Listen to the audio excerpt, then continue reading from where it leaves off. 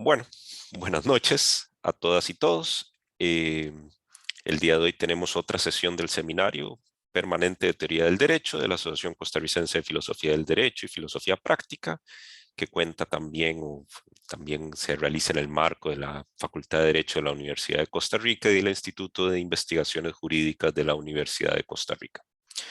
Este año estamos investigando los fundamentos contemporáneos de la teoría analítica del derecho y hemos estado estudiando el libro de Moreso y Vilajosana de Introducción a la Teoría del Derecho y nos hemos reunido además con algunas personas. Nos hemos reunido con Guibur, nos reunimos con María Beatriz Arriagada y hoy tenemos la oportunidad de conversar un poco y conocer un poco las ideas y lo que está pensando el profesor Juan Pablo Alonso, que es profesor de la Universidad de Buenos Aires, tanto del grado como del posgrado, de la maestría en Filosofía del Derecho y de otras universidades también es profesor.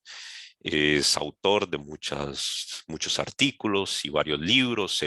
Creo que el último es el de la obra Principios Jurídicos Implícitos, publicada en Marcial Pons hace poco tiempo, hace algunos años, 2018. en 2018, claro. Eh, es destacado abogado penalista también, aunque creo que no es doctrinario penalista, pero eso.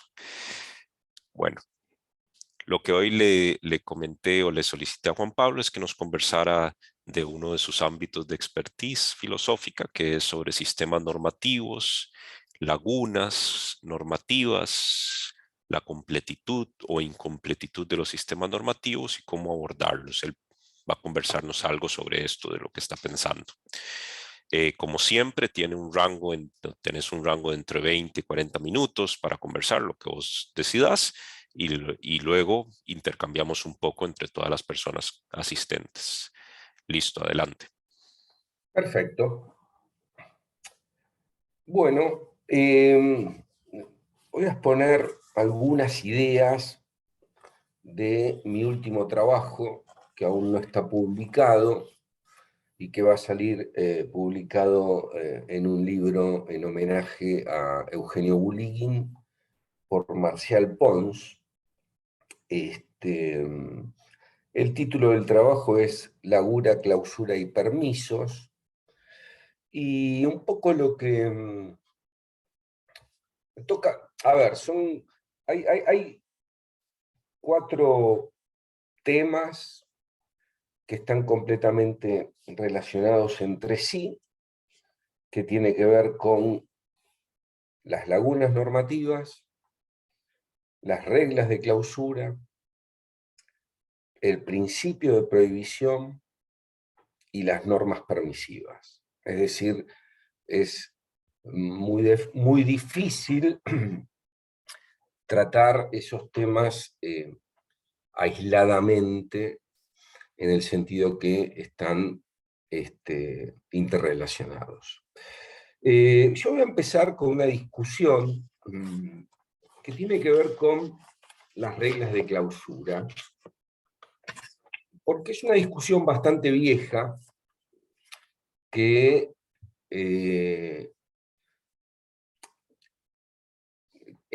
particularmente en Buenos Aires tuvo una discusión entre un viejo filósofo del derecho, Carlos Cosio, con Hans Kelsen en la Universidad de Buenos Aires.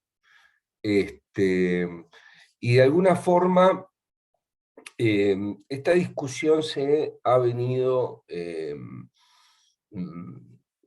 no ha terminado, no ha terminado. Es decir, yo estoy con la posición de Eugenio Buligin y de Carlos Alchurrón en Normative Systems, que sostienen básicamente que el llamado principio de prohibición de Kelsen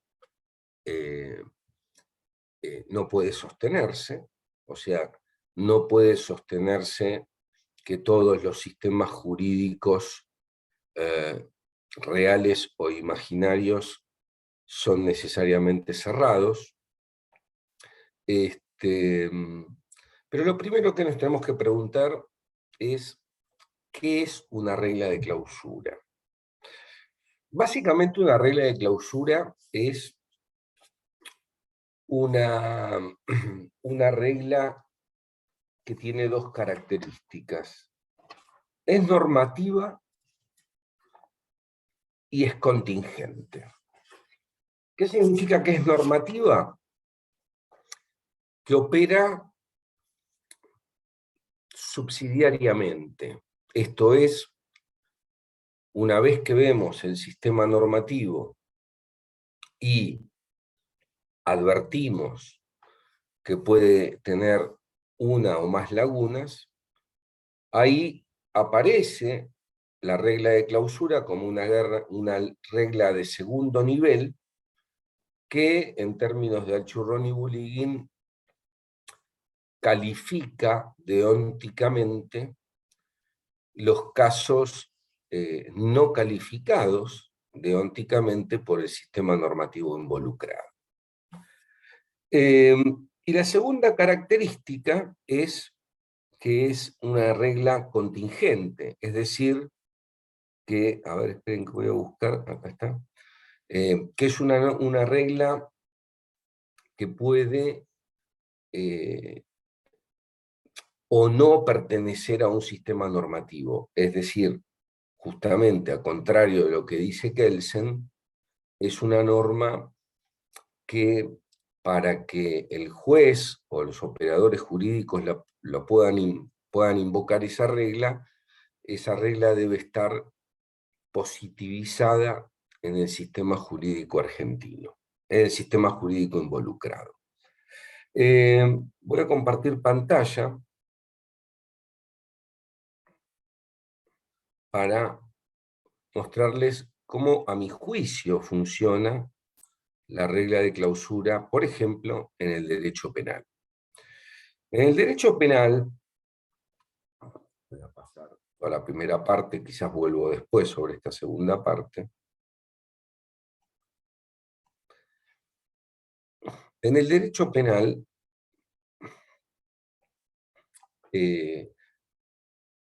la regla de clausura tiene una historia que tiene que ver con, que yo acá no lo pongo en el libro, pero un poco para ponernos en contexto histórico.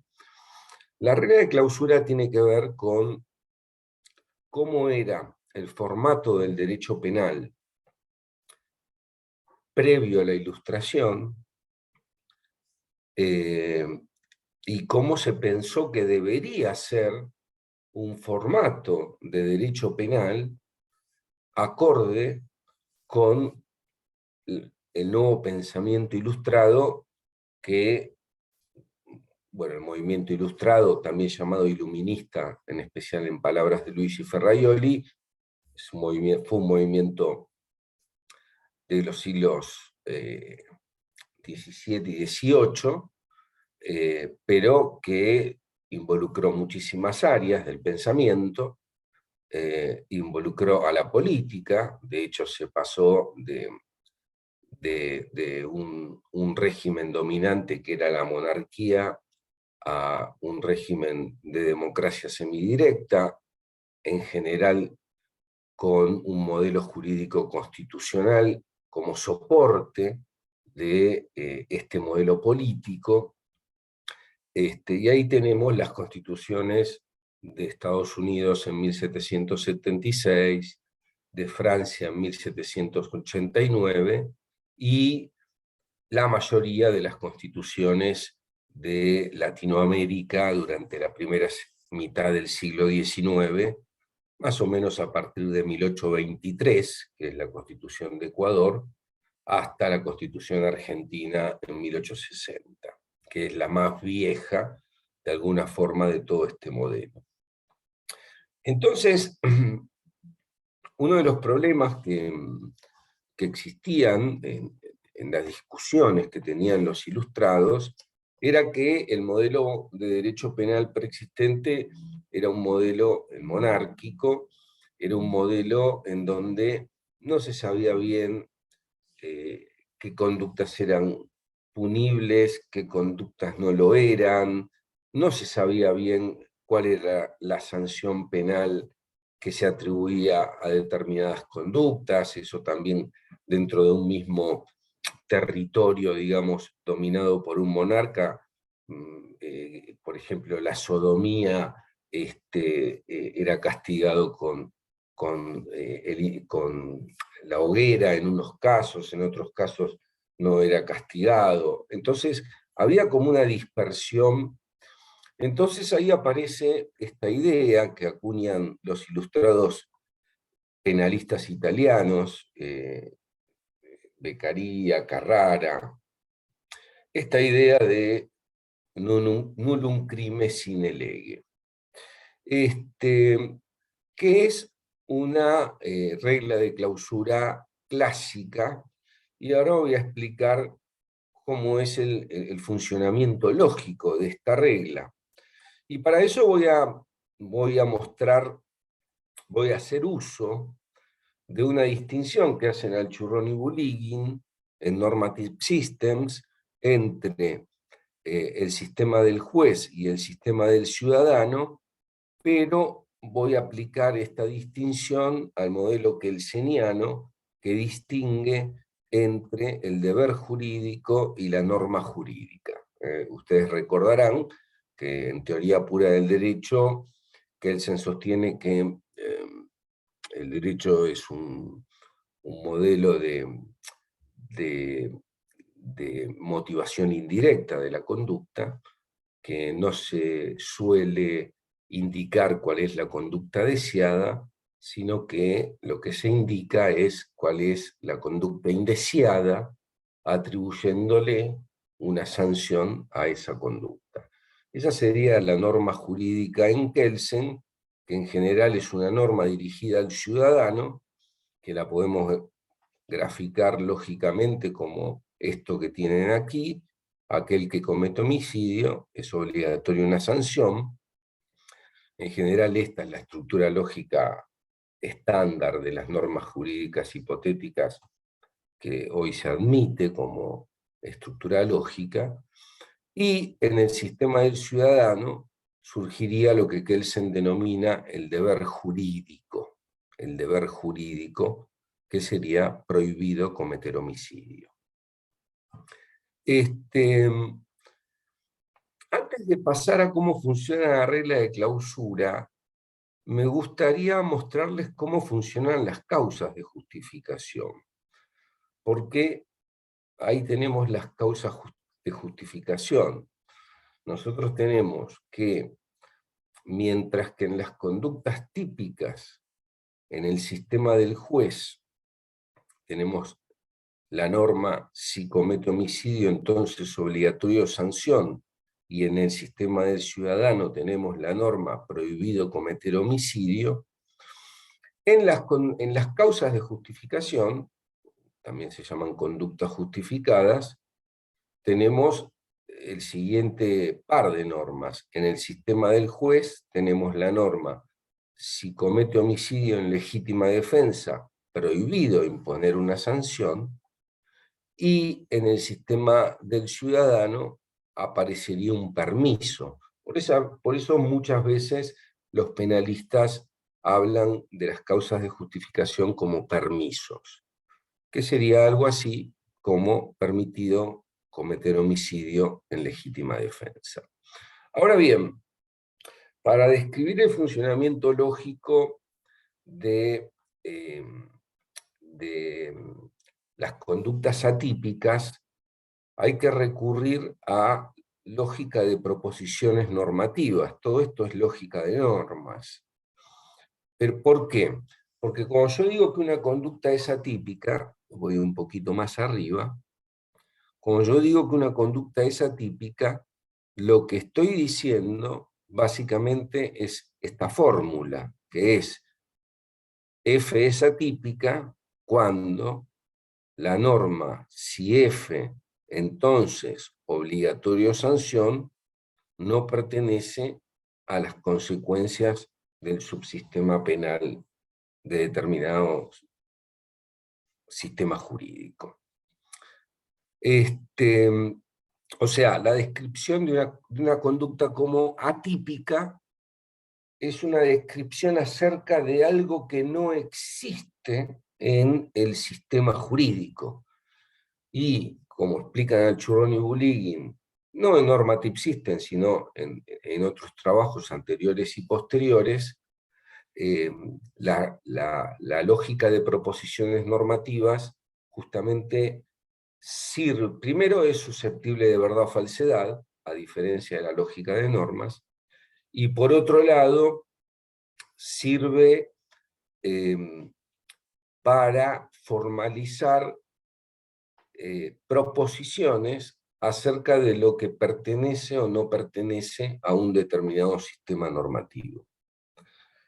Entonces, si la definición de conducta típica es F es atípica cuando la norma, si F, entonces obligatorio sanción, no pertenece a las consecuencias del sistema alfa, consecuentemente, el principio de legalidad penal justamente lo que dice es que cuando una conducta F es atípica, si F es realizada, el juez tiene prohibido imponer una sanción penal. O sea que la forma lógica completa sería la que tienen acá. Si la conducta F, si la norma, perdón, si F, entonces obligatorio sanción, no pertenece a las consecuencias de alfa, entonces, si F, entonces, prohibido imponer una sanción penal y esta conducta está dirigida al ciudadano.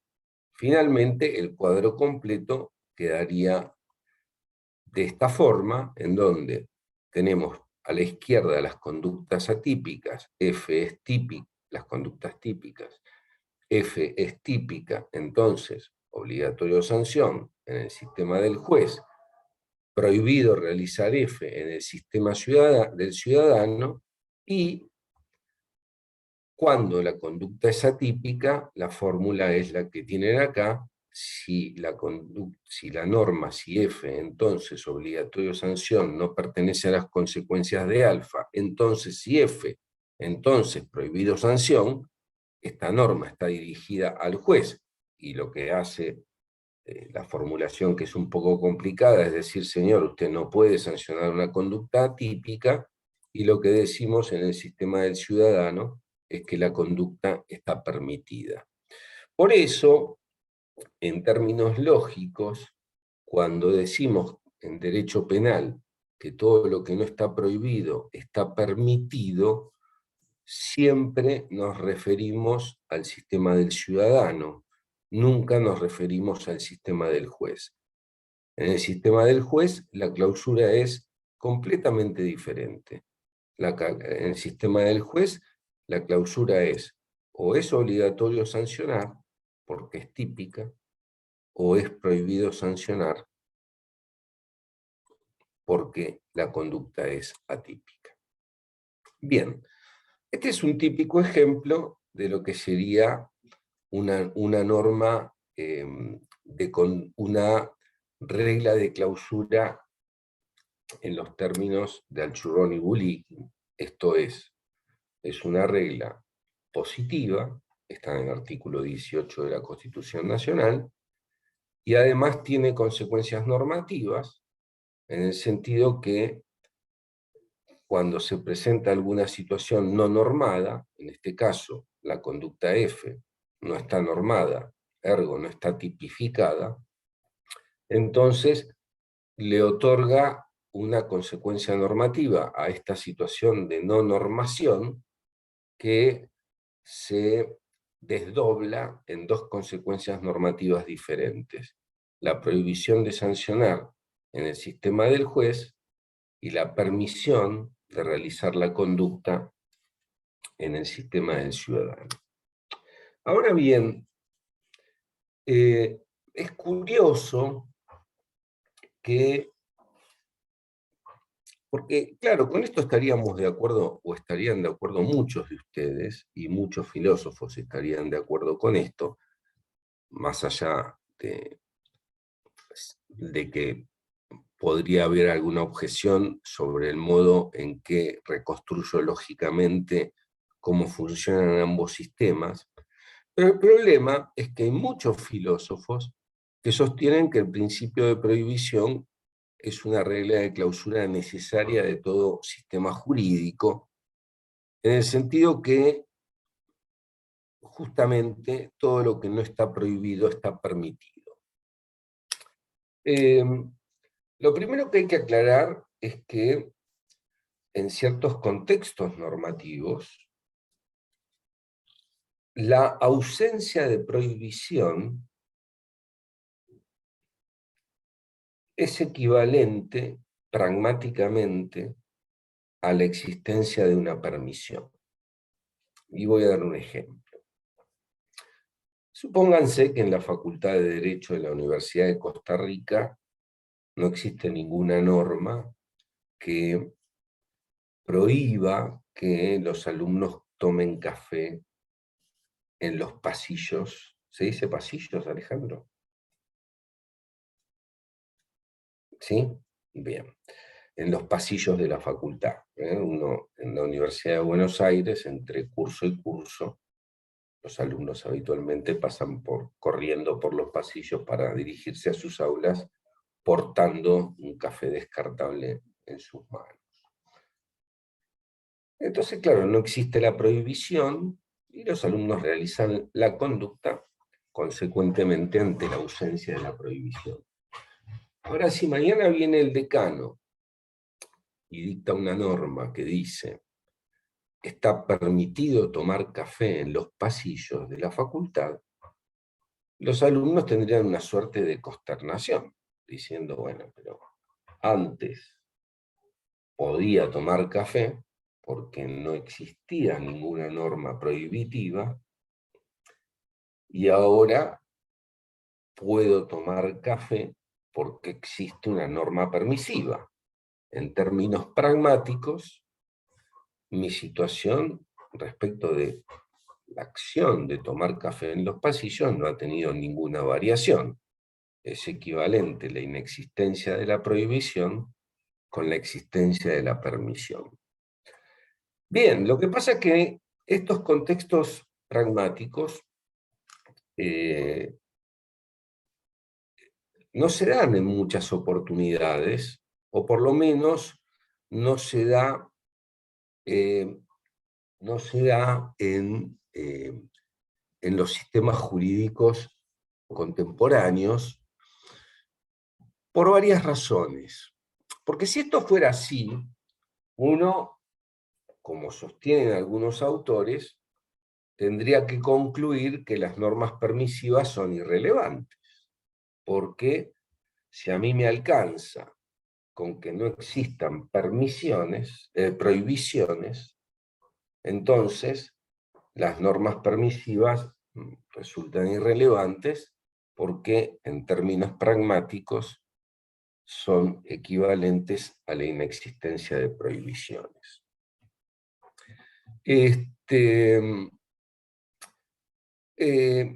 Esto no es así, ahora voy a pasar a otras versiones del principio de prohibición. Esto no es así en los sistemas jurídicos contemporáneos, al menos por dos razones. Primero, porque son sistemas jurídicos estratificados. Entonces, estratificados, estoy pensando en la vieja idea de Kelsen, que la sostienen muchos autores, que es que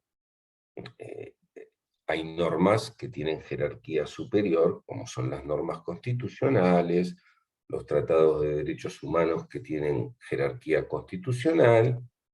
Kelsen pensaba básicamente en tres estratos jerárquicos, en términos teóricos, que eran las normas constitucionales como normas superiores, las leyes emanadas por el Parlamento como normas intermedias, y finalmente los actos administrativos como las normas inferiores que estaban en la base del sistema, y él describía cada sistema diciendo, bueno, resulta que el sistema constitucional es un sistema que pocas veces es dinamizado, en el sentido que pocas veces es sujeto a modificaciones.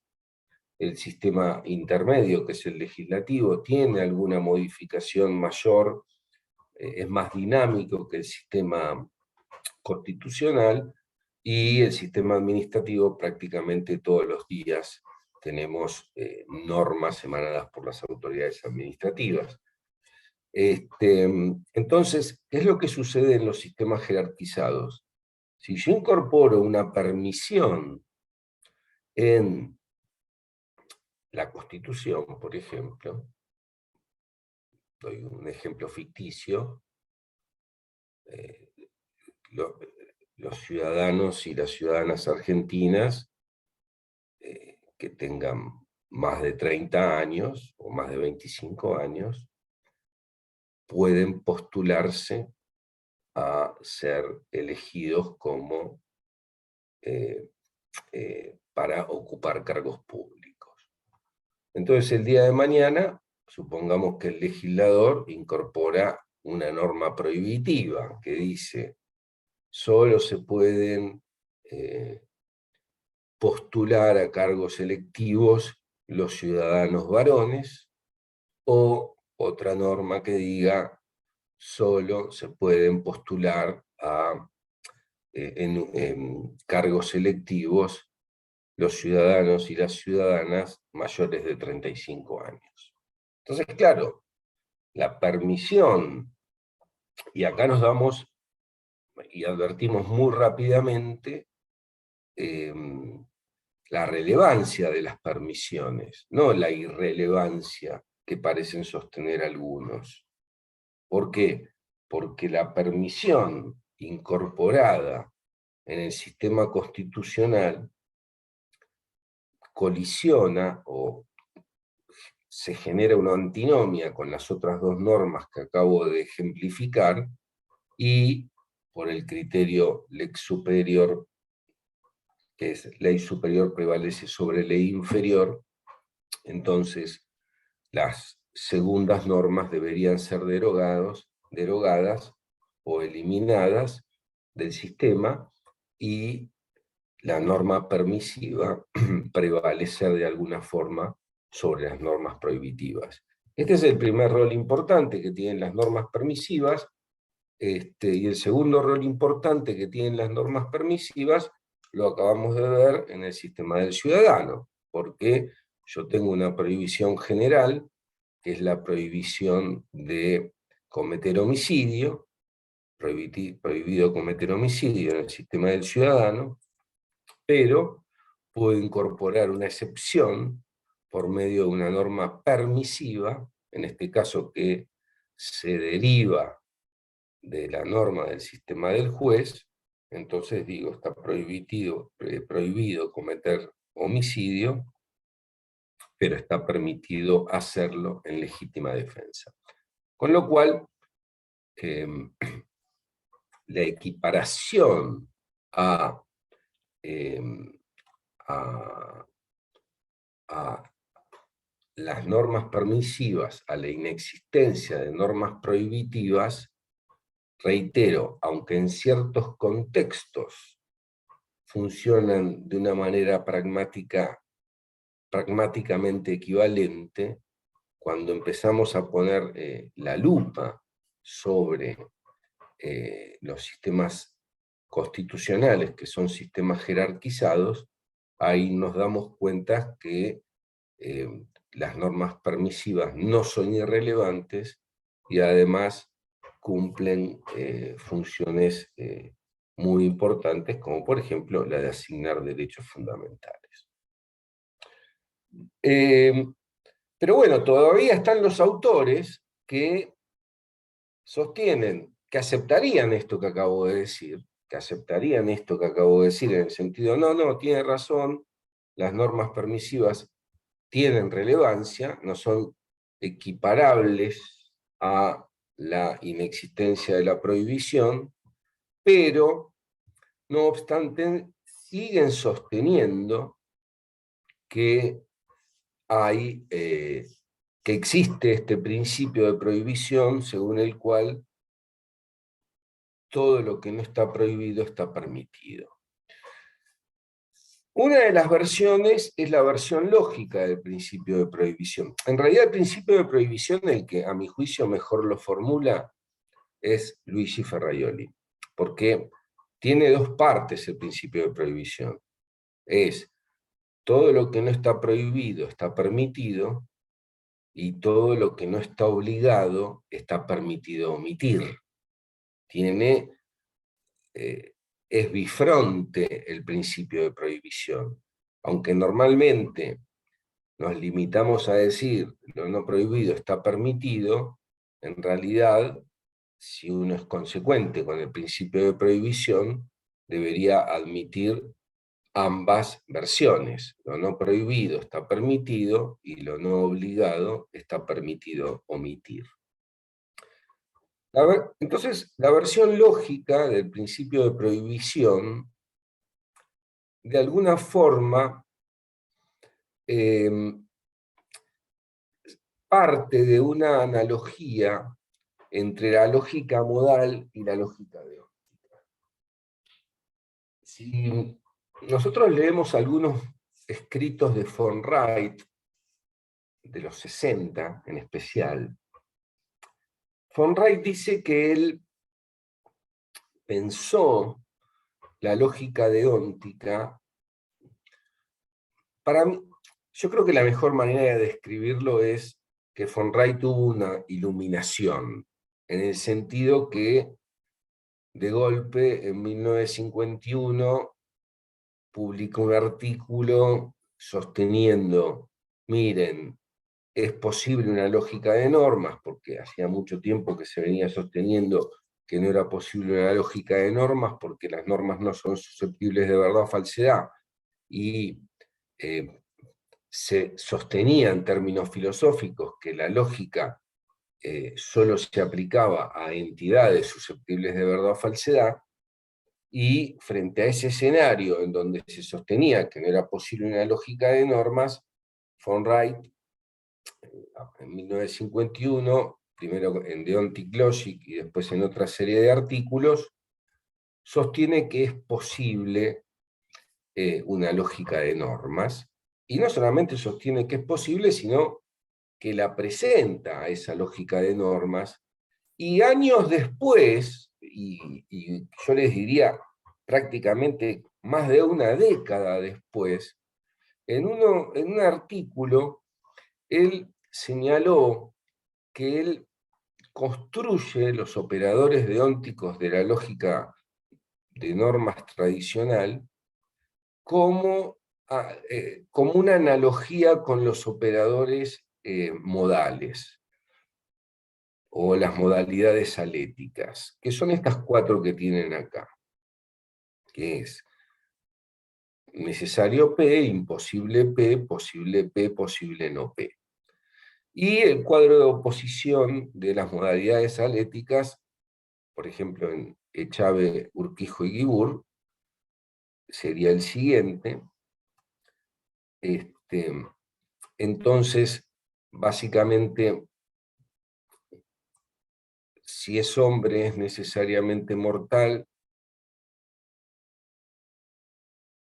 es contradictorio con es posible que un hombre no sea mortal, y si es los seres humanos es imposible que vuelen por sus propios medios, es contradictorio con la proposición existe algún hombre que puede volar por algún ser humano que puede volar por sus propios medios. La característica central de ambas diagonales, que son las dos contradicciones, es que una es necesariamente verdadera y la otra es necesariamente falsa. Puede ser que no sepamos cuál es verdadera y cuál es falsa, pero lo que sí sabemos, y esto es uno de los valores de la lógica, porque si yo pruebo, por ejemplo,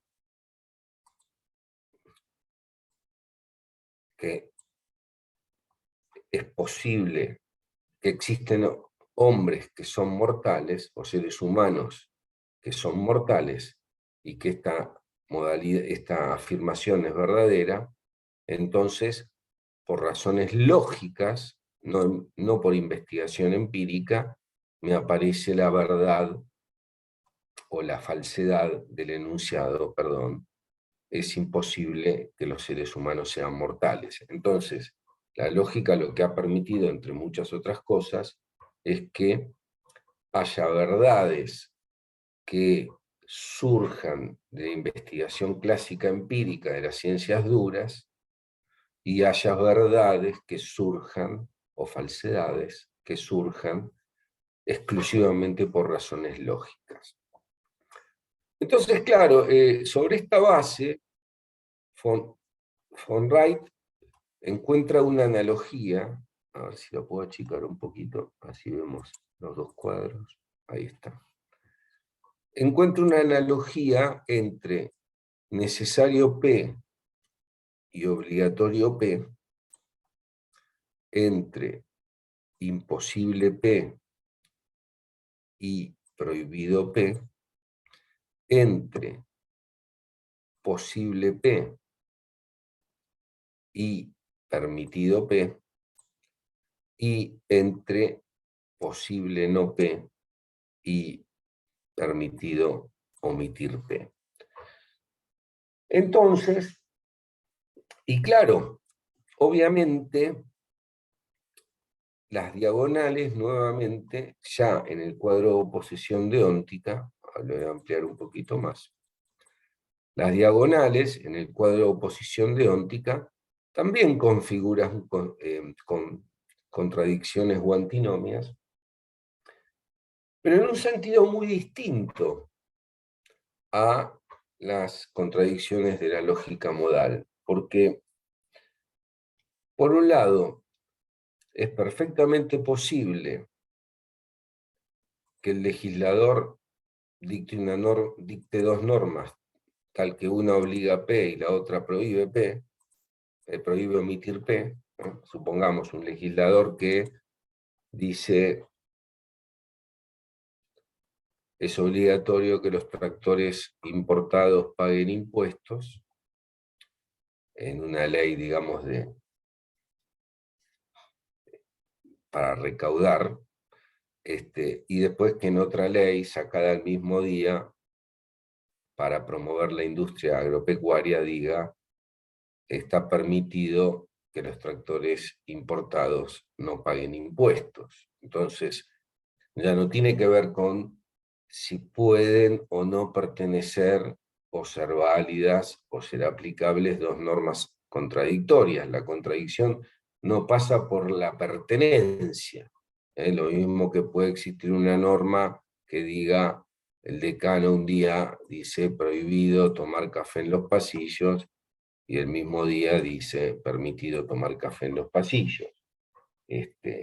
O sea, la contradicción no pasa por la cuestión de la pertenencia.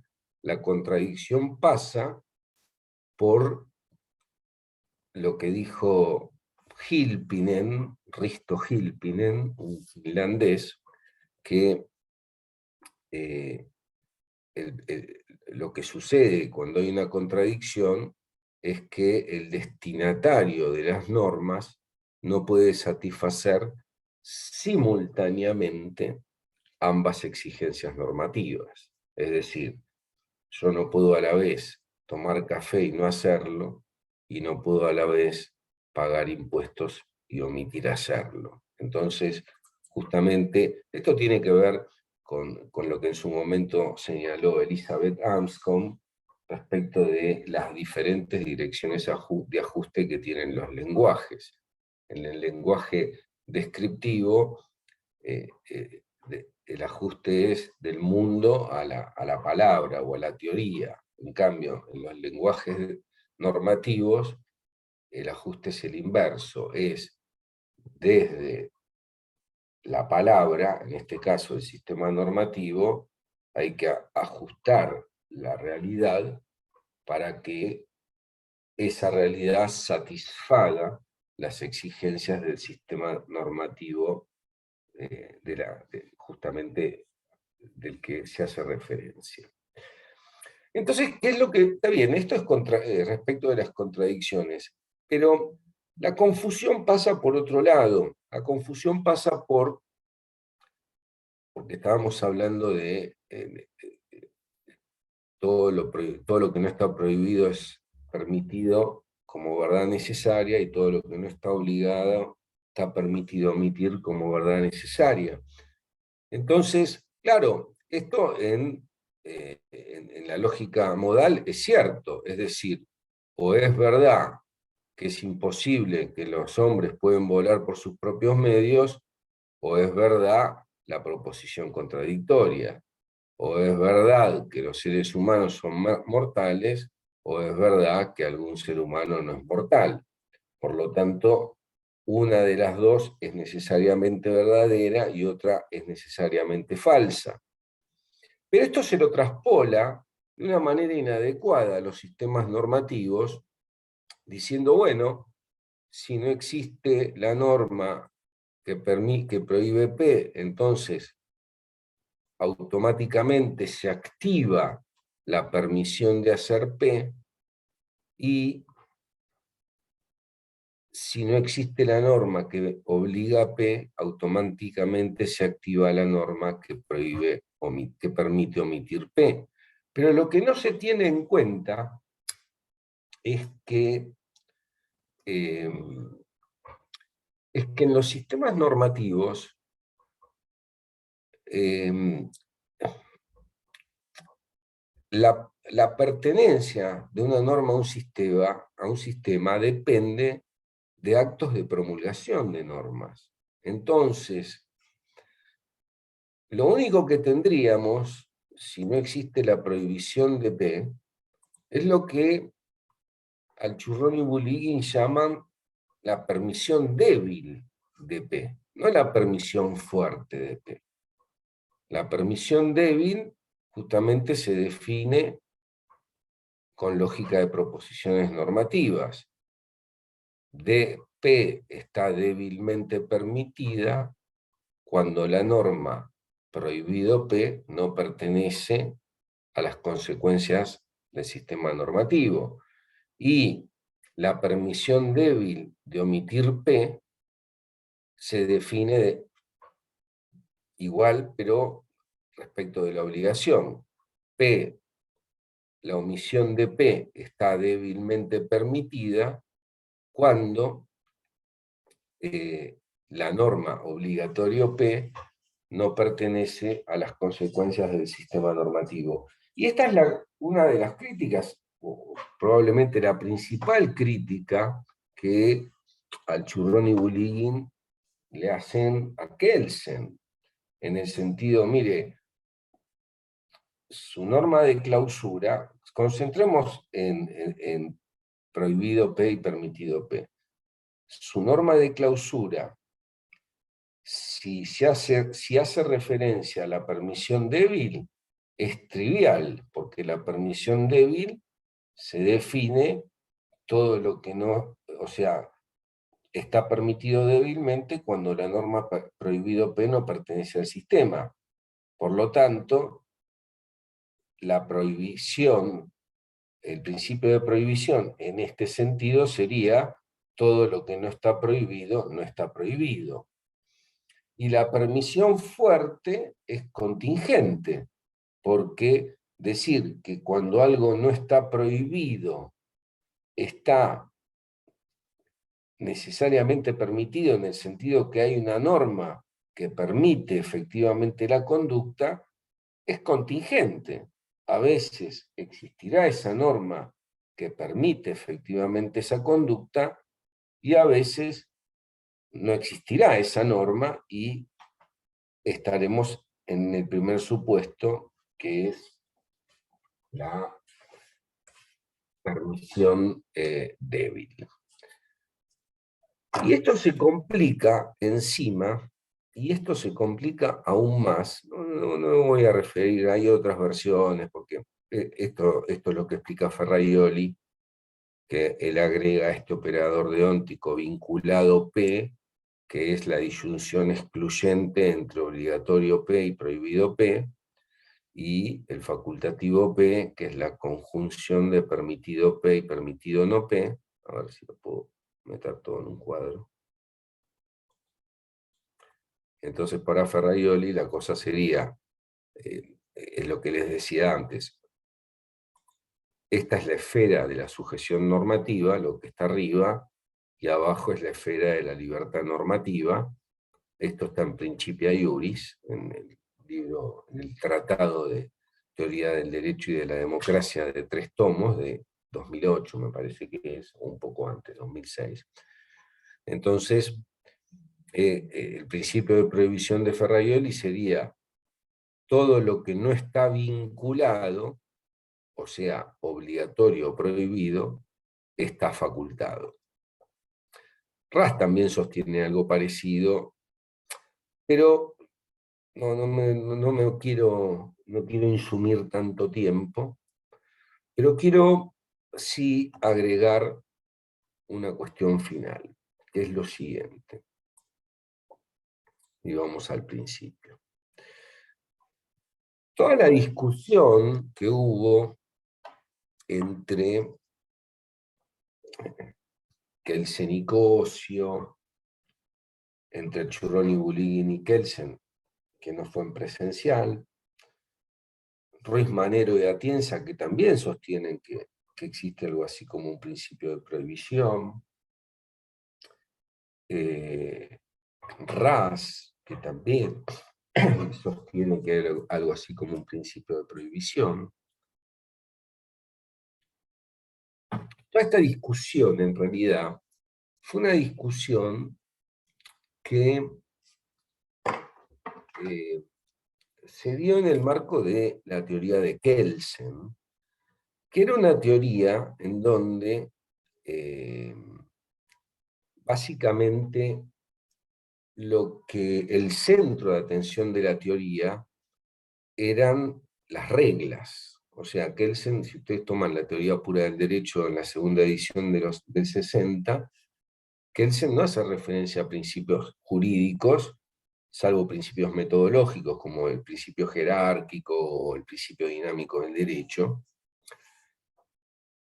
Pero, si nosotros ahora o sea, toda la discusión de, bueno, lo que no está prohibido en el libro de reglas, entonces está permitido, no tiene en consideración, es decir, a mi juicio, y con mucha modestia, por supuesto, autores como Ras, recientemente fallecido, Atienza y Ruiz Manero, o el mismo Ferraioli, que aún siguen sosteniendo que todo lo que no está prohibido está permitido, lo que no se dan cuenta es que, y que a mi juicio Alchurrón y Buligin refutaron de una manera muy adecuada, lo que no se dan cuenta es que hoy ya no estamos más frente a un libro de reglas.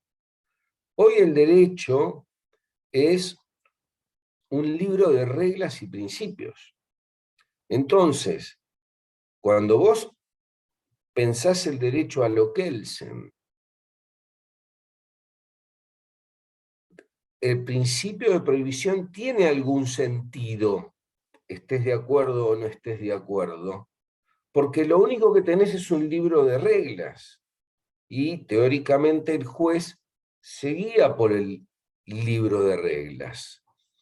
Entonces, frente a un sistema como este que tienen acá, que está sacado de Alchurrón y Buligin, que tiene 2 lagunas, una laguna en el caso 2 y otra laguna en el caso 4, acá correspondería poner facultativo R en el caso 2 y facultativo R en el caso 4, porque como no está vinculado, es decir, no está ni obligado ni prohibido, está facultado, y en este caso, como no es obligatoria la restitución del inmueble, esto es el sistema de reivindicación de inmuebles. No sé si lo han visto esto en su momento, Alejandro.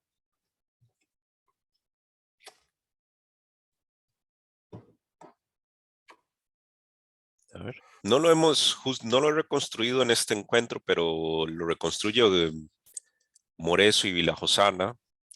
Ah, bueno, Y perfecto. sí, lo he hablado varias veces en otros contextos con ellos. Bueno, entonces, si esto fuera así, y lo que tendríamos aquí es solo un libro de reglas, acá en el caso 2 sería facultativo restituir, y en el caso 4 sería facultativo restituir. Pero si nosotros tenemos en cuenta que a partir de la importancia, de la importante discusión que hubo entre Hart y Dworkin, y más allá de que uno puede estar en contra de algunos argumentos de Dworkin, lo más interesante de Dworkin es que cambió los elementos del escritorio de la discusión de la filosofía del derecho. Porque en el escritorio de Kelsen y los pre-kelsenianos, el objeto de estudio eran básicamente las reglas contenidas en los códigos. Y a partir de la discusión entre Hart y Dworkin, más allá de que yo no comparto varias tesis de Dworkin, sí reconozco que, no, que cambió los elementos del escritorio de la agenda de discusión de la filosofía del derecho, y no hay duda que hoy el derecho está conformado no solo por reglas, sino por principios. Incluso esos principios pueden ser, como en el libro que hizo referencia recién Alejandro, explícitos o implícitos. Y si yo acá tomo en cuenta un principio, que yo lo justifico en este artículo que está acá mencionado, un principio alfa que dice que quien adquiere enajenante de buena fe tiene mejor o igual derecho. Bueno, si yo considero este principio, que quien adquiere de enajenante de buena fe tiene un derecho mejor o igual que quien adquiere enajenante de mala fe, en el sentido que el inverso sería que quien adquiere de enajenante de mala fe nunca tendría un mejor derecho que quien adquiere de enajenante de buena fe.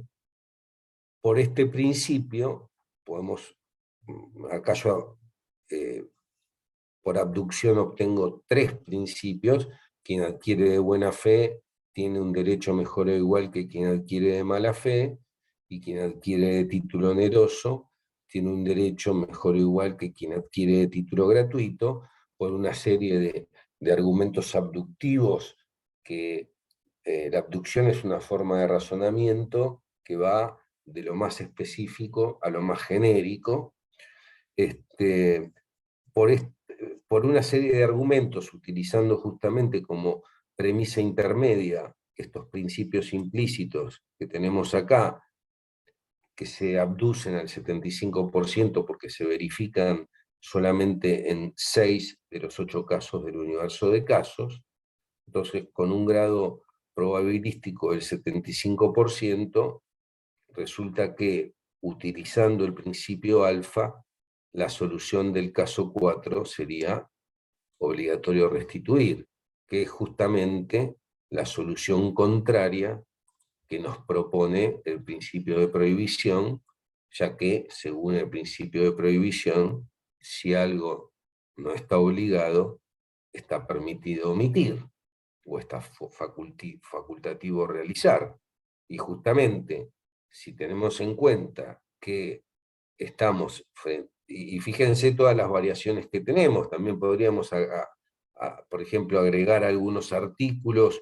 Por ejemplo, hay un artículo que modificó el 1051 del Código Civil argentino que deja salvo los derechos de terceros adquirentes de buena fe a título oneroso, con lo cual, fíjense, tendríamos que el caso 4, por este conjunto de principios alfa que abducí, alfa, beta y gamma, es obligatorio restituir, y por una suerte de ampliación del sistema, en el caso 2, que hay buena fe de adquirente y título oneroso, sería facultativo restituir. A ver, no quiero meterme bien en el núcleo del problema de las lagunas, simplemente lo que quiero decir es que los argumentos que se han dado respecto de que, porque además, y para finalizar, habría una cuestión hasta paradojal. Quienes sostienen que todo lo que no está prohibido está permitido es una norma que pertenece a todo sistema jurídico existente e imaginable, digamos, están sosteniendo algo que ontológicamente es,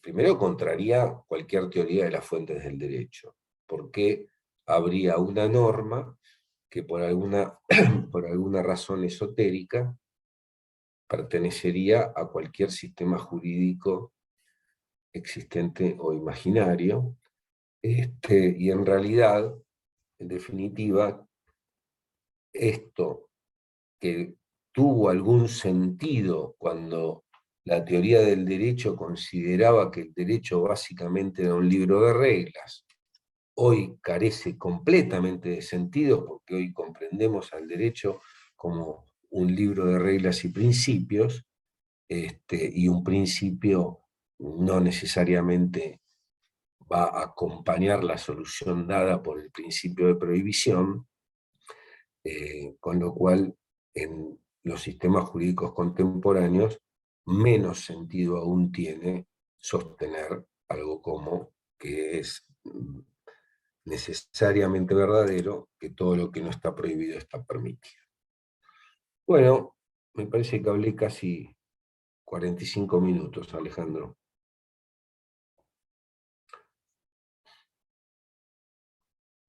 Perfecto. Muchas Carolina, gracias. Carolina, ¿cómo estás, Carolina? Hacía mucho que no te veía. Está bien, Juan Pablo, ¿cómo vas? ¿Cómo vas todo? Bueno, Bueno, no hace tanto, es verdad, no hace tanto. no, es cierto, nos vimos hace unos meses. Hace unos Sí, meses, un par sí, de meses, sí. Un sí, gusto saludarte. igualmente. Bueno, genial, Juan Pablo, gracias. Si querés, conversemos un ratito. Eh, y si quieren, no sé, ¿hay alguna persona que quiera iniciar? Si no, yo tengo una pregunta. Bueno, te hago una consulta. Eh, no, o sea, bien, al incluir o cuál es el estatus de los principios implícitos que estás proponiendo como alternativa, como un libro de principios con un estatus igual al libro de reglas. Digamos que esto me parece un poco necesario de justificar que tiene un estatus idéntico. Por ejemplo, pues con principios implícitos parece que llegarías a un resultado práctico para la pragmática de la práctica jurídica, digamos, idéntico, una situación idéntica a la que se llegaría si se utilizara el imaginario, eh, la imaginaria regla necesaria de clausura, digamos, kelseniana, que es que en realidad no habría lagunas normativas en el derecho, porque todas serían colmadas, sí, porque todas las aparentes lagunas en realidad estarían colmadas en el libro de los principios. Esto, primero, bueno, entonces primero, ¿es esto lo que estás defendiendo? Y segundo, ¿cómo justificas, digamos, porque el estatus normativo idéntico o algo así del libro de principios? No sé si logro darme a explicar en algún grado. Eso es. Adelante. Ok, bueno, primero, el libro de principios, el derecho yo lo entiendo como un libro de reglas y principios, y distingo, como distingue la doctrina clásica, entre principios explícitos y principios implícitos. Es muy interesante cuando uno se pone a analizar lógicamente, porque resulta que, por ejemplo, el principio de prohibición en materia penal, en realidad es tiene una estructura de reglas. O sea, es interesante que hay principios que en realidad llamamos principios, pero funcionan como reglas. Entonces ahí tenemos toda una cuestión relativa a definitoria, digamos. Y esos no son Que genuinos principios, son algo que son como reglas, pero les decimos, son le reglas, decimos pero principios, le decimos principios porque son muy importantes, básicamente. Pero lo mismo pasa con la ley penal más benigna. La ley penal más benigna es una metaregla dirigida al juez que le dice, mire, usted tiene que aplicar la ley vigente al momento del hecho, que es el principio general, que también es una regla, una metaregla, y si encuentra una norma posterior al hecho que es más beneficiosa, debe aplicar esa norma que es más beneficiosa para el imputado. Esos son los dos principios principales de aplicación de la ley penal en cualquier sistema penal ilustrado.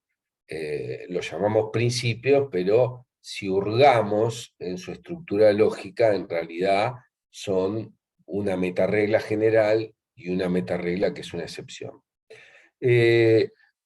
Respecto de tu otra pregunta, yo ahí en ese libro, que básicamente en ese libro Principios Jurídicos Implícitos, lo que intento, si el intento es exitoso o no, lo juzgará el lector, lo que intento es refutar la tesis de Dworkin de que manteniendo los fundamentos del positivismo jurídico, esto es, la tesis de las fuentes sociales del derecho y la separación entre el derecho y la moral, es posible justificar la aplicación de principios implícitos.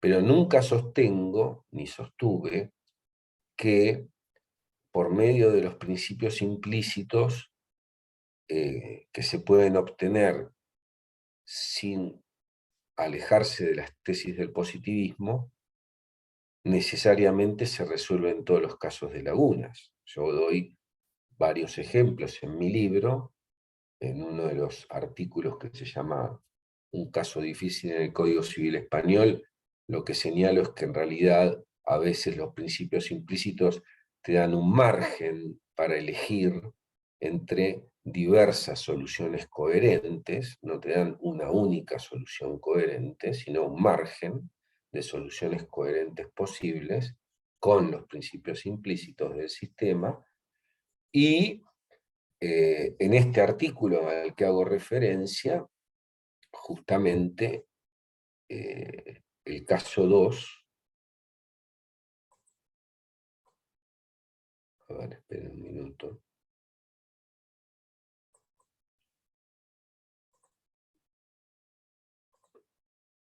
A través de principios implícitos no podés resolver el caso 2, porque ahí estoy intentando, así, acá está el caso 2, lo comparas con el caso 1 y te da que cualquiera de las dos, a través de alfa, perdón, a través del principio implícito alfa, y te da que las dos soluciones del universo de soluciones son posibles, son coherentes con alfa con relación a 1. Después comparas el caso 2 con el caso 6 en función de gamma, y nuevamente te aparece que las dos soluciones disponibles en el universo de acciones son coherentes, y finalmente si comparas el caso 2 con el 4 a través de beta, también te da que las dos soluciones del universo de acciones son coherentes con beta. Por eso yo después hablo de lo que se llama la ampliación del análisis, de los límites del análisis, pero que no tiene que ver con la técnica de los principios implícitos, sino con otro tipo de técnicas argumentativas. Es decir, yo no estoy de acuerdo con que el positivismo jurídico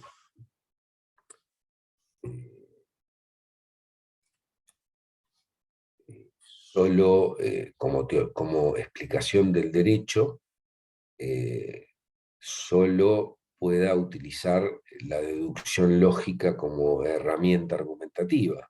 Creo que sin irnos de las tesis del positivismo, pero añadiendo herramientas que hoy se llaman soft logic o lógica débil, como puede ser la abducción, como puede ser la ampliación de los límites de un problema, o otro tipo de argumentos, es posible resolver casos difíciles. Pues claro, la posición de Alchurrón y Buligin terminaba en, acá hay una laguna, o un poco lo que se atribuía a Alchurrón y Buligin, incluso se lo atribuía a Raz, o acá hay una laguna, o hay un problema de vaguedad, el juez tiene discreción, ¿no? Yo creo que el positivismo puede avanzar muchísimo más que esto que con o sin justicia se le atribuye a Hart y a Dworkin. Pero de ninguna manera sostengo que a través de los principios implícitos todos los casos problemáticos son solucionables. Bien. Bien. Adelante, Sebastián. Gracias. Yo tengo una pregunta quizá un poco larga, pero voy a tratar de ordenar las ideas.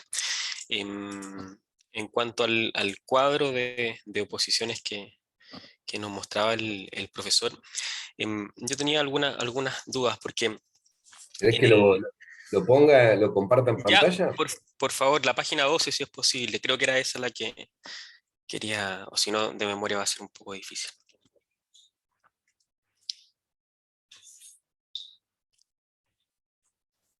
A ver, sí.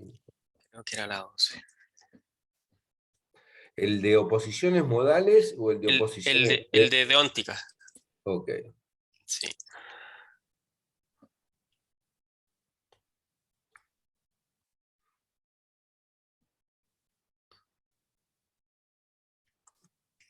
Ahí está. Sí, sí, muchas gracias. Aquí yo tenía una pregunta, porque claro, esta doble forma de presentar la, lo no la prohibición y o sea, la falta de prohibición, la falta de obligatoriedad, me da la impresión que es un transitar desde el ángulo superior izquierdo hasta el ángulo inferior derecho. Es decir, si no está, o si no es obligatorio, permitido no P, o al revés, si no está prohibido P, entonces permitido P, es decir, es un transitar desde el ángulo superior izquierdo al ángulo inferior derecho, o del ángulo superior derecho al ángulo inferior izquierdo. Ese es el transitar que parece explicar esta doble forma de entender lo que usted nos comentaba. Pero mi pregunta va a lo siguiente, porque este tránsito, si uno lo ve en los operadores modales, no en el cuadro anterior, pareciera ser bastante fácil circular desde un extremo a otro, o sea, de la necesidad de P a la permisión de no P y viceversa, y lo mismo entre el imposible P y el permitido P y viceversa. Parece que la bidireccionalidad es bastante más clara cuando son operadores modales, pero cuando estamos entre operadores deónticos, a mí no me queda tan clara esa bidireccionalidad. ¿En qué sentido?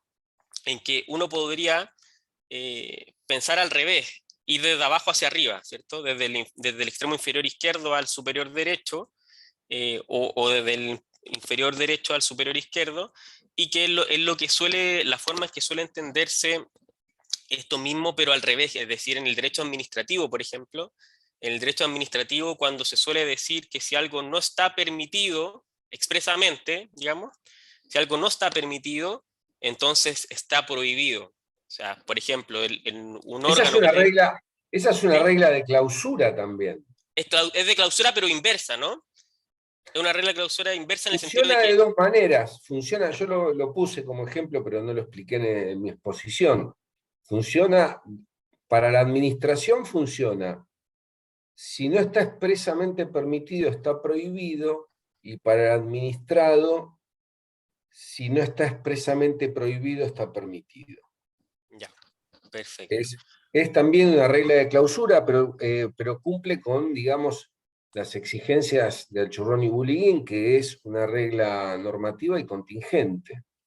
Claro, entonces en esa esfera del derecho administrativo, claro, es la misma regla de clausura, pero vista, digamos, desde abajo hacia arriba, o sea, desde lo que no está A ver, expresamente permitido, está prohibido, y lo que no está, cuando no hay una permisión de no PE, entonces también es obligatorio reglas de PE. clausuras contingentes hay muchas. Por ejemplo, el principio pro-operario en el derecho laboral. Pero fíjense la idea de contingencia, porque yo dudo que, por ejemplo, en China exista en el derecho laboral algo así como el principio prooperario. Si no, no tendría todas las acusaciones de dumping que tiene, digamos. Entonces, esta es un poco la idea de por qué es contingente, por qué son contingentes las reglas de clausura. Eso es un poco. Pero bueno, te sigo escuchando. Claro, sí, eso justo lo quería confirmar, que me lo acaba de confirmar. Y lo que quería también preguntar es que estas reglas de clausura, estas ambas reglas de clausuras que hemos visto, eh, siempre esconden una lógica también de operadores deónticos, eh, pero yo no sé hasta qué punto las reglas de clausura también están condicionadas por reglas constitutivas. Yo creo que esto es lo que quería llegar realmente, que si uno ve, por ejemplo, en cuáles son no en la esfera del ciudadano, sino que en la esfera del juez, en el sistema normativo del juez, y pensamos en ordenamientos jurídico-procesales, lo que el juez puede hacer en un proceso eh, ya no es, o sea, está necesariamente limitado a su esfera de competencia, a cuáles son las materias respecto de las cuales puede conocer, cuáles son los pronunciamientos que expresamente el legislador lo faculta para absolver, condenar, aplicar un atenuante, un agravante, etc. Entonces, en esas reglas del juego de un sistema procesal, me parece que actúan también o se comportan también como reglas de clausura ciertas reglas constitutivas como las reglas de competencia, en el sentido que dicen cuándo una resolución cuenta como válida, cuándo una condena también cuenta como válida, y en el fondo el margen de acción que tiene el juez ya no es solamente una cuestión de prohibido, permitido, ordenado, sino que cuándo una prohibición cuenta como tal, cuándo una permisión cuenta como tal, o una obligación del juez a condenar cuenta como tal. Entonces, quizás las reglas constitutivas también contribuyen, en definitiva, a, a poder decir que ante falta de regla, el juez, por ejemplo, no podrá condenar si no tiene una facultad expresa que le confiere una potestad para hacerlo. Entonces, la pregunta de fondo, después de este recorrido largo, es si cree usted que las reglas constitutivas podrían servir también para despejar estos casos de falta de regulación. Bueno, Eso. a ver, estoy completamente de acuerdo con lo que decís, y esto ya lo trataron en Churrón y Bulíguin. En derecho penal es mucho más simple, porque al existir una regla de clausura positiva, como es la exigencia de tipicidad, el juez como que, bueno, yo lo expliqué en cómo funciona el sistema del juez y cómo funciona el sistema del ciudadano. En Normative System, al Churrón y Bulín lo explican claramente. Ellos dicen, bueno, básicamente dicen lo siguiente, ellos dicen, generalmente los jueces, ellos se refieren más a derecho civil, los jueces tienen 2 o 3 obligaciones en el sistema del juez, que es dictar sentencia, hacerlo fundadamente y hacerlo conforme a derecho. Pero estas obligaciones solo se pueden satisfacer bajo la hipótesis de que el sistema del ciudadano sea completo y consistente. Porque si el sistema del ciudadano no es completo o no es consistente, o el juez no dicta sentencia, o si lo hace, no lo hace conforme a derecho, porque por ejemplo hay una laguna en el caso del ciudadano. Entonces, y esto es un poco lo que clarifica, uno de los aspectos que clarifica el libro de Achurrón y Bulíguin, que es justamente no confundir el hecho de que los jueces deban dictar sentencia con el hecho de que los sistemas dirigidos a los ciudadanos son necesariamente completos, ¿no? Claro que los jueces tienen que dictar sentencia. Yo creo que ahora, con la existencia con el auge del principialismo,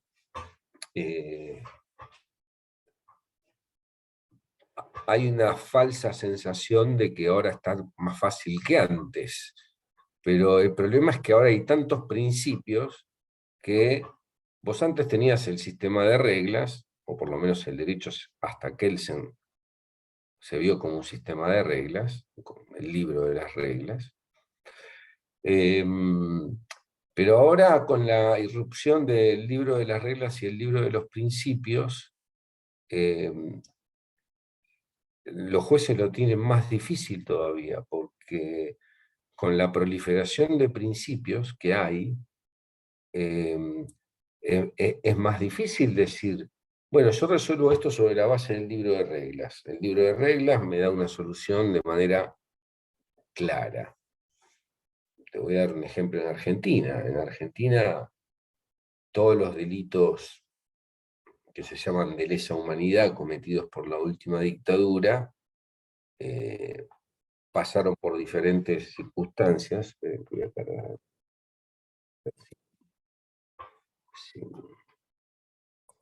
sin batería. Bueno, esperen que me están saltando notificaciones. El libro de reglas es muy claro, todos los delitos cometidos por la última dictadura militar que cesó en 1983, según el principio de legalidad que hace remisión al derecho penal vigente al momento de la finalización de la dictadura, todos esos hechos están prescriptos. Todos están prescriptos. Y sin embargo, con la irrupción del principialismo, hoy masivamente la justicia sostiene que hay un principio no escrito, o por lo menos que no abastece las exigencias del principio de legalidad penal, y porque no es un principio, no es ley estricta, no es una ley del Congreso, sino que es algo así como ius cogens, derecho, costumbre internacional, y sobre la base de esa costumbre internacional se están condenando delitos que por el libro de reglas estarían prescriptos. Entonces, lo que parecería que vendría a resolver los problemas del libro de reglas, parece que no están así, sino que con la irrupción del principialismo, el derecho es cada vez más impredecible, en el sentido que es muy difícil determinar, para ciertos casos, no estoy hablando de los casos simples, ahora, por ejemplo, la Corte Suprema de Justicia de Argentina tiene ahí 15 casos, en donde yo tengo amigos que trabajan ahí en la Corte, de delitos que están prescriptos, que es agresión sexual a menores de edad, y ahora estamos en feria, hasta este viernes, hasta mañana, pero muchos dicen que la Corte tiene la intención de declarar la imprescriptibilidad de los delitos de agresión sexual contra menores, lo cual también vendría a ser, digamos, obviamente esto va a ser recogido va a tener buena acogida entre la ciudadanía y el periodismo, pero los que hacemos derecho y derecho penal, cada vez nos encontramos frente a un ámbito de incerteza cada vez mayor. Y justamente creo que ese ámbito de incerteza proviene en gran parte por la principialización del derecho.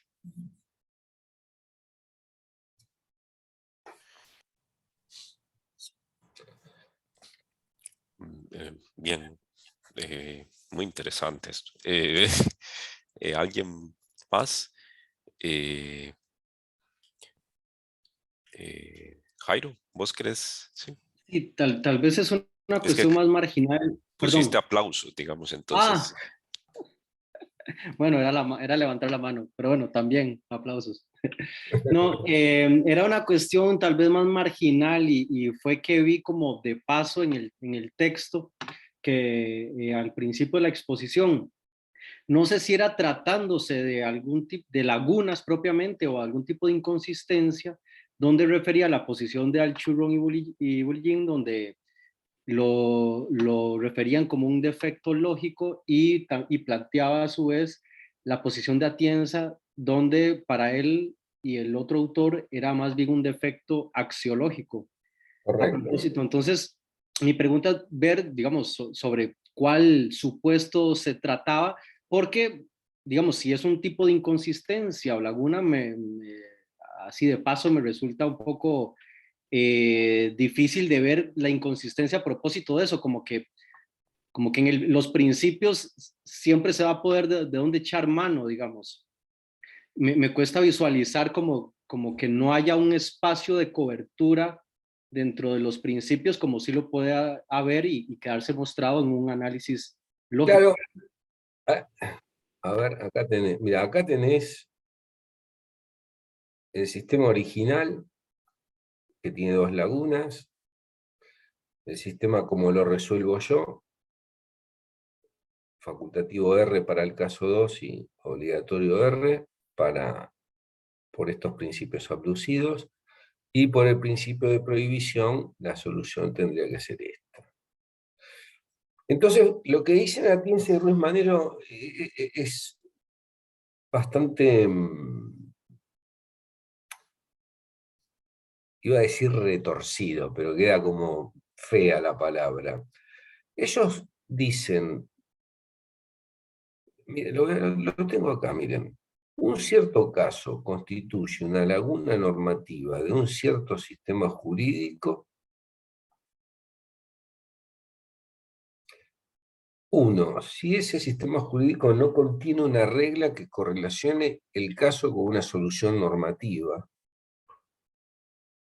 Y dos, el balance entre los principios relevantes de ese sistema exige una regla que correlacione el caso con una solución normativa que califique la conducta de que se trate como obligatoria o prohibida, dado que la no regulación equivale pragmáticamente a la regulación permisiva.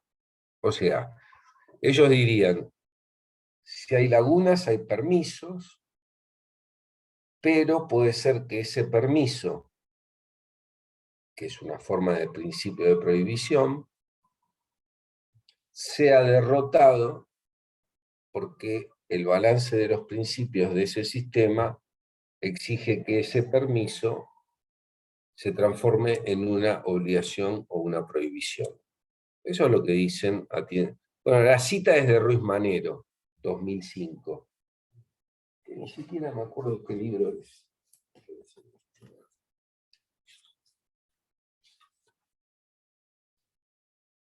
No, a ver, no. Bueno, no sé.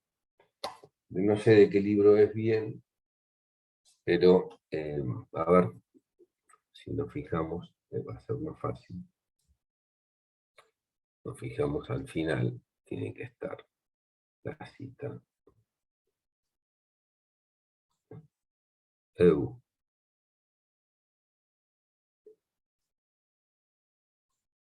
Ahí.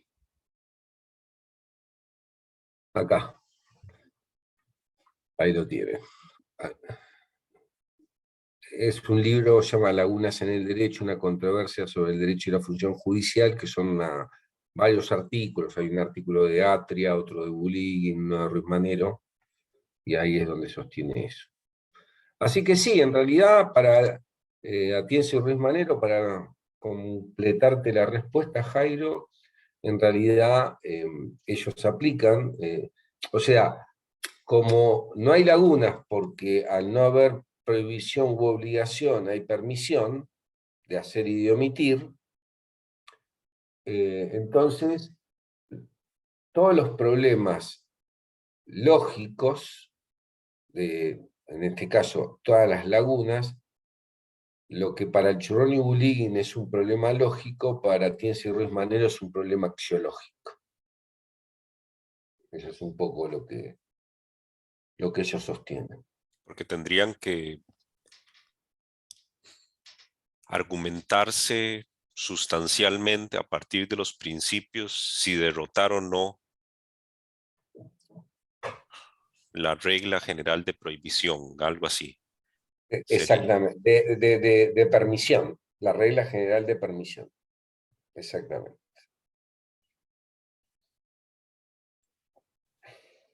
Bien, bien.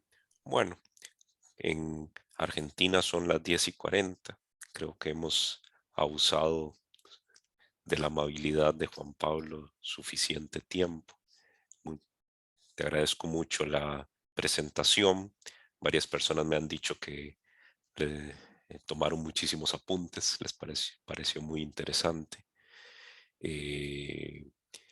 Y bueno, y eso. Y muchas gracias. Y no sé si quieres comentar algo antes de terminar. No, simplemente le pido disculpas, pero la vez pasada acababa de volver de un extenso viaje cerca de la frontera con Ucrania, entonces estaba como con un jet lag complicado y por eso no pude asistir, así que le pido disculpas por eso.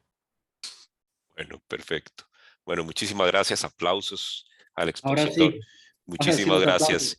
gracias. Nos vemos pronto y Bueno, buenas noches. buenas Gracias. noches. Hasta Chao, luego. hasta luego. Adiós, Juan Hasta Pablo, luego. buenas noches. Chao, hasta luego. Buenas noches, gracias. Buenas noches.